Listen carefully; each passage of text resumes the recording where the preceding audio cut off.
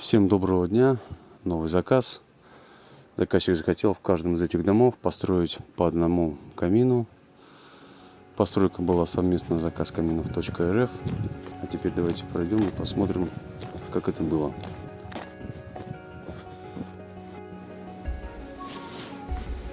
Ширина топки 116 сантиметров. Глубина здесь рабочая 3 кирпича. И пошел тут зуб. Сделаны технологические вот эти проемы толщиной 2 сантиметра, высотой 3 ряда. Вот здесь приточная, значит, труба. На той стороне двигатель небольшой, электрический.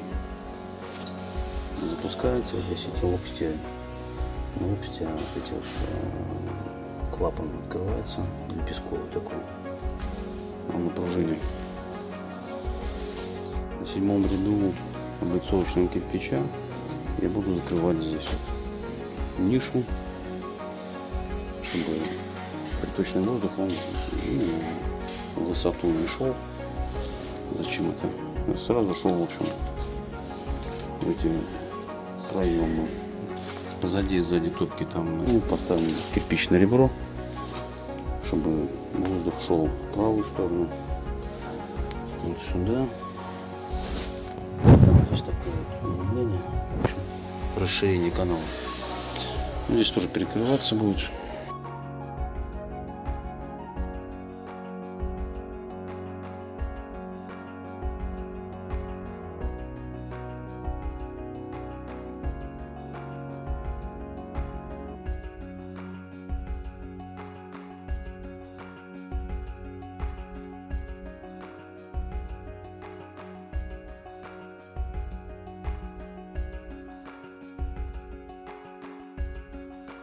Внизу здесь труба обжата шамотом через базальт и глину, потом будет еще один ряд красным кирпичом и засыпка мелкой фракцией керамзита.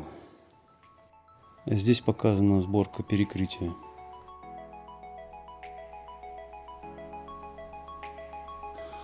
Камин большой, под отделку камнем. Ширина, значит, топки здесь 116, высота здесь 11 рядов. Вот, значит, применены здесь трубы 400 диаметром.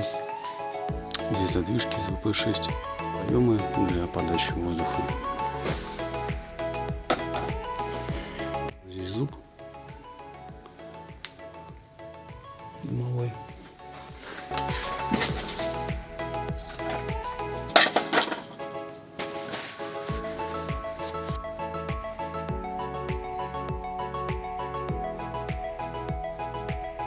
Собраны перемычки на шпильках. В каждой перемычке по 3 шпильки. А приточка, значит, сделана там сзади, соответственно, вот в этой ноге.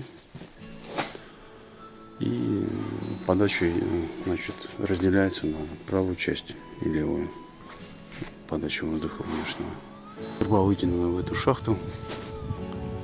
Внутреннее сечение 50 на 50.